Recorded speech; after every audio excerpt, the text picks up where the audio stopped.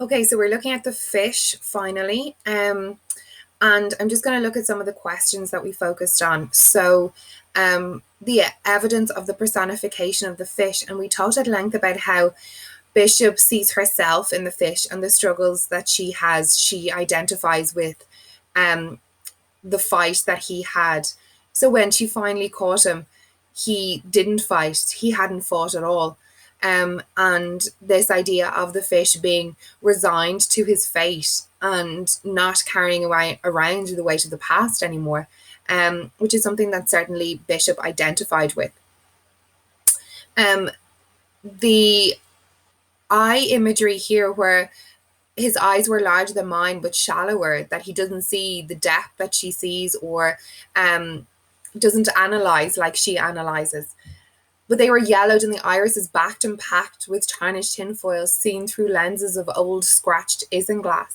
Sort of highlights the blurred vision that the fish had, that his perspective was tarnished, and maybe it's something that Bishop has experienced too, that her experience has been tarnished or blurred, or she certainly has a skewed vision or perspective based on her struggles in the past and the challenges that she's had to overcome. And should this be something that continues to skew her future views or her future perspective is the question that she's asking here. And she admires his sullen face, and talks at length about his lip, if you can call it a lip.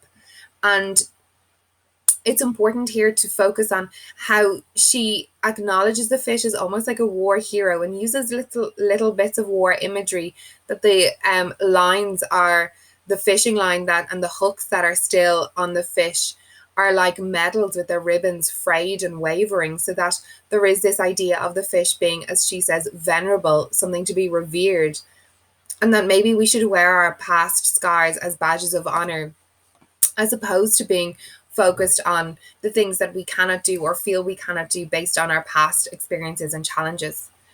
Um, so her use of a non-rhyming scheme here has the effect of a stream of consciousness.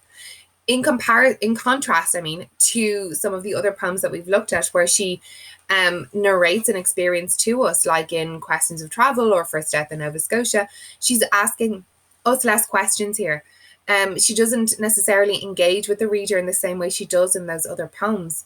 The use of color shows us that her vision or her perspective or her viewpoint begins to brighten, and it goes from the dark brown strips of wallpaper that she likens the fish's skin to everything being rainbow, rainbow, rainbow, where she has this epiphany moment where she lets the fish go, and with it lets go of her trauma, her challenges, her fears, and everything that has been holding her back or weighing her down, like the hooks the fish has.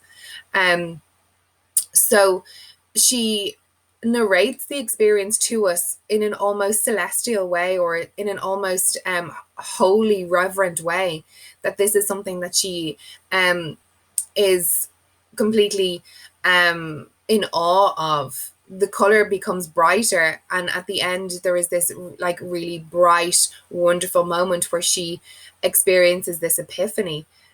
She doesn't ask us to get involved, she doesn't ask us our viewpoints, she holds back on rhetorical questions, unlike what she's done in previous poems, and she encourages herself to see things anew. She looks at the perspectives that have altered her experiences in the past, and through projecting her experiences onto the fish, she then highlights the damaging effect that holding on to the past can have on people. And I suppose the lesson there is that we should try to focus on rainbow, rainbow, rainbow moments, and less of the dark, grim, the cold, cold parlor, etc. So Bishop once said she tried to see things afresh, and she certainly does that with her description of the fish. I don't think that that would be a traditional view of a fish, or how we would generally describe fish. I don't think we'd ever use the word venerable to describe a salmon darn. However, she is starting to have this life altering experience